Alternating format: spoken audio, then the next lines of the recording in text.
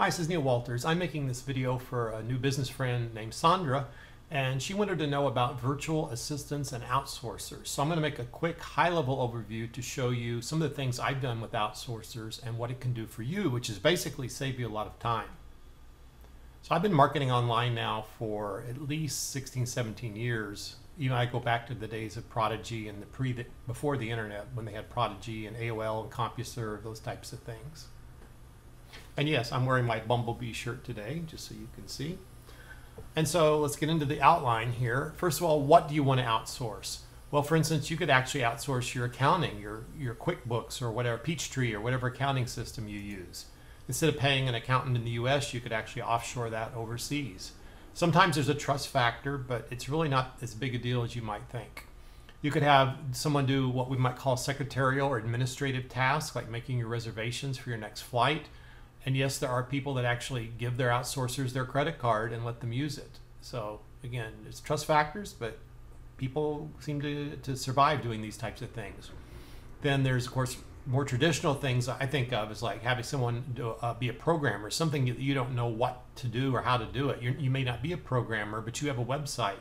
Maybe you need some website design or some graphics or actual PHP or ASP or whatever language, HTML, CSS programming.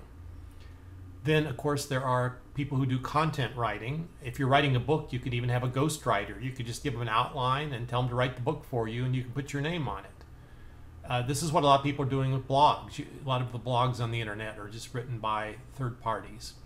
You could have someone do your presentations for you, like this PowerPoint type slide I'm giving now, or Google slideshow. I could have given that to someone else, but it only took me a few minutes to do it. But I could also give it to someone else and let them finish it or make it prettier. Like mine may not be the prettiest, right?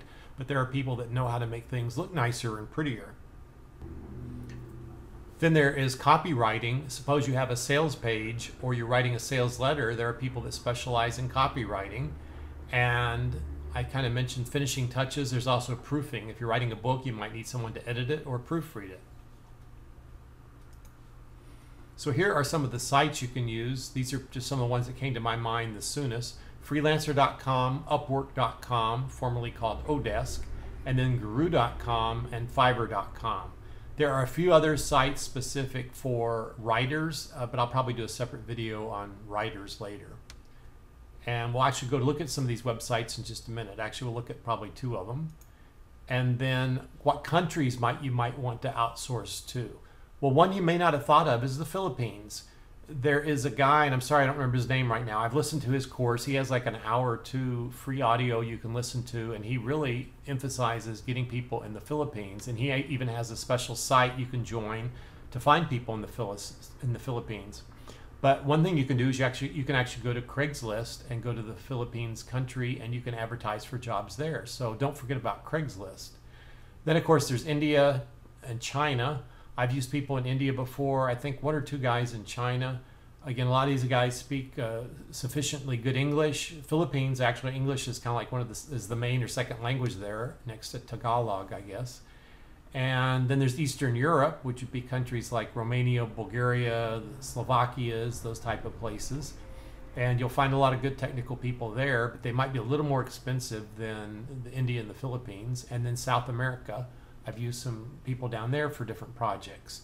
Now the Philippines, you can actually get a person with a college degree, from what I understand, for like $4 to $6 an hour. So let's say we just average that, $5 an hour. Do the math, that's $200 a week or $800 a month. You could have a full-time assistant working for you. Now, do you have enough work to keep someone that busy? Maybe not, but you can also hire people part-time, and that's what these freelancer sites are about. You hire people by the job, and then they're working on many other people's jobs besides yours. But sometimes it's nice when you get to that point where you can actually have enough work where you can keep one person busy. I did this a few years ago with a lady. She was from India, but she was living, I think, in Thailand or somewhere like that. And I think I was paying her maybe $6 an hour. She was a programmer. And I had her working for me for like a year and a half. So it was like $12,000 a year, I believe. Think roughly of 2,000 hours in a year times the amount they charge per hour. And basically I would use a project management system. That's a whole nother topic we could talk about in another video.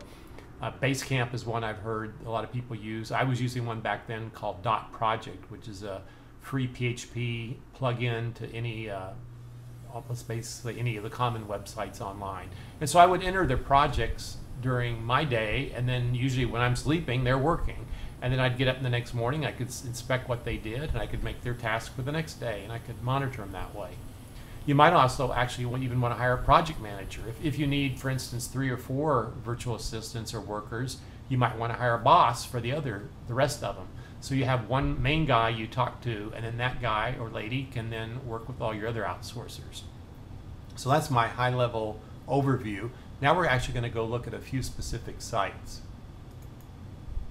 Okay, this is Freelancer.com, the home page, and basically it has an option here, I want to hire or I want to work. So by the way, if you have your own skills and you want to make extra money, you can go to these websites and sign up as a worker. And then people will put their projects on there, and you can bid on their projects. Most of these sites like this are based on bidding, where you put your project there, and then you will get, who knows, 5 to 20 bids on it, and then you can look at their resumes and their descriptions and their photographs and all that kind of stuff, where they live, and you choose the one that you think you want to work with. Another hint, by the way, is sometimes you just give a small project to start with, and then you see how that guy works out. And then if he works out good on the first project, you then do bigger and more projects with that person. Another hint on these types of sites is I usually put a word in there that says something like, when you reply to my project with the bid, put the word peaches in it, or some silly word you just make up like that. And the point is to see if they're really reading your message, because there are dozens and dozens, if not, well, probably hundreds or thousands of companies out there. All they do is they scrape all these projects on these websites, and then they bid on them without even reading them. And then they just assign, they have like a large company with a large staff, and they just hire put one of their staff members working with you. And that's not the type of company I want to work with. So here I've logged in, and the first page actually gives me my projects that I'm currently working on. And this is a good case. Both of these actually were failures.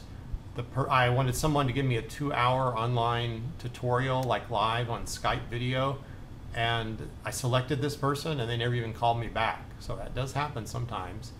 And I don't remember what happened. Maybe this one we finished and I just didn't close it. So you actually have to close the project when you're done with it. So if you want to make a new project, you just come up here and you say, my projects, oh, here, start a project. What type of work? So let's say you need a writer. So you come here and pick writing. Select what kind of job. Do you want to write a book? Do you want to write, you could even use this in college, right? You could have someone write a report for you, which is, kind of illegal for graduating. Do some blog posting, edit something, write an ebook. So say I want someone to write an ebook for me. And then here, what you could actually do is you could list the websites that you like. So write a 1,000-page ebook based on the following. And then I would do some research first, and I would put in like 4, 5, 10 websites, and then let them kind of compile it and put it all together. And then you can upload files here, like if you have a Word document, an Excel spreadsheet, or a project plan, or pictures, or you could even draw something with just on a sheet of paper, take a picture of your phone and upload it as kind of your hen scratching to get the project started. Require all bidders to be certified in English. I think that's a new feature. So there's an English certification now. They probably have to take some simple little test to make sure they really speak English. And then here you pick how big you think the project's going to be. So they have micro projects, $10 to $30, simple, very small, medium project they say is $1,500 to $3,000. But if you're just writing an ebook, that would probably be, just for example, $90 to $200, depending on how many words it is. Sometimes you can think about a writer, maybe 100 words for $1 is a cheap writer. And then if you get a better writer who has a lot more thought and quality into it, you might pay $2 or $3 for 100 words. So you kind of have to get a feel of what you should be paying for these people. And then if you just submit a project like that, you will get several responses. But if you really have a really good project, what you can do is you can have it featured and that kind of thing. And all these things are basically trying to sell you ads to make your project more visible. And so by paying these different $29, $9 fees, or urgent, Like you want someone to do your project in the next 24 hours, you check that box and you pay them $9. And then people realize they have to get a turnaround quickly if they sign up for that project for you. Okay, I'm back to the home page. I'm going to show you some of my projects from the past. See, there's my write an ebook. Even though I backed out of that page, it sort of saved it. So I'm going to go to my projects, manage my projects. And if we look here for past projects, you can actually see I've got like 8 pages of them. I started doing this probably back in 2004. I used to have a web business where I sold a lot of foreign language products, and I was doing a lot of stuff online more then than I am now. So here I needed someone to do a video editor. Here I needed a Israeli or a Hebrew speaker to do some programming for one of my Hebrew sites. So that was a very specific need, and not everybody speaks Hebrew. Customer experience improvement consultant for a wish list membership site. This one I needed 3 Hebrew letters in JavaScript for something. I needed a Hebrew letter number game done. That was done by a guy in China. I remember that. He did a very good job, and actually it's compatible with the phones. Here's an Amazon EC2 project. And you can also put, once you've got a person you like, you can just put like so-and-so only on there, and just basically telling other people, don't even bid on it. I just want my own person that I've worked with in the past to bid on it. Natalia was a lady that's done a lot of illustrations for me, a graphic artist. You can see I paid her $792 to do, I can't remember how many diagrams or drawings. It was probably, I think, $6 a picture. And so we did actually several hundred pictures. And so that's an idea of what you can put on this website. Let's look at Fiverr now. Okay, this is the home page of Fiverr. Fiverr gets its own name, its original name, from a $5 bill. And originally, and kind of still, the projects all have this price of $5. But after a while, they realized that basically Fiverr, the website, can make more money, and that the people on Fiverr need to make more money. So now they have all these little add-ons. So even though the initial project might be $5, they have like, well, if you want this, it's $20. And if you want to add this, it's $40. And if you want to add this, it's $35 or whatever. And so you can easily jump up to $50 to $100 on these projects. So since we were using writing as an example, let's come here and look what they have for writing and translation, business copywriting, that'd be for like a sales page, press releases, articles, and blog posts. So let's say I need some articles for my website. And first of all, this is more like advertisements. You don't really post your project here like you do on Get a Freelancer. I think Freelancer, you can actually shop for people as well. But the idea there is more you post your project and let people find you. Here on Fiverr, we're actually going out and searching people. And on both of these systems, of course, you're going to look at the ratings that the people have. And if someone has no ratings, they might be a newbie. Maybe it's their first project on Fiverr or Get a Freelancer. And so the question is, do you want to take the risk to be the first person to hire that person? They might turn out very well, but maybe you'd rather work with someone who has been on these websites for a while longer and they have more experience. So here's a lady that says, I will write original and effective content up to 500 words for $5. Okay, so that was my idea. That's roughly $1 for every 100 words. And you can see there's almost like, I guess, competition going on here. So guess what? All these $5 articles all seem to be about 400 or 500 words. Let's pick one. And that may not be that lady's real face. Like, it could be a person from India, and they could put any picture they want there. So don't just shop based on their face. I don't want to log on right now. Also, on most of these sites, you can see past work they've done. Like, especially for artists, they'll have a portfolio, and you can look at all the past pictures or websites they've designed. For people who do writing, you might be able to look at some of their past blogs they've written. So we talked about the extras. It's $5 for the original thing, but now if you want it extra fast in one day, you double it and pay another $5.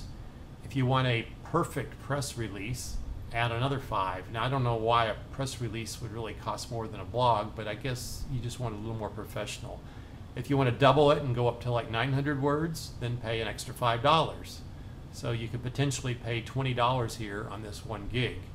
Then when you're done, you come down here and you rate that person, and then you can see again all the ratings here.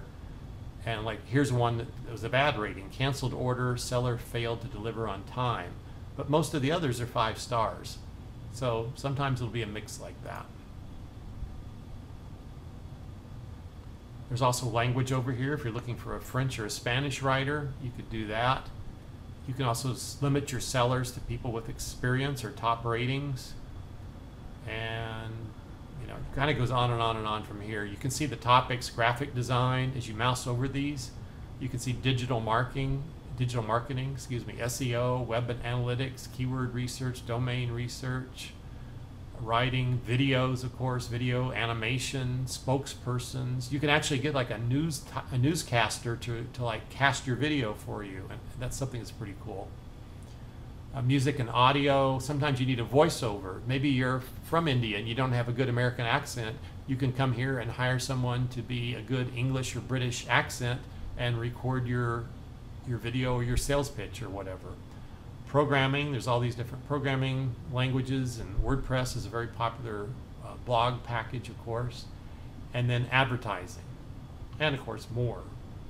So that gives you an idea of what you can do online by hiring these people to help you. You can either go again by the project, or you can eventually, if you can afford say $800 to $1,000 a month, you can have your own full-time person.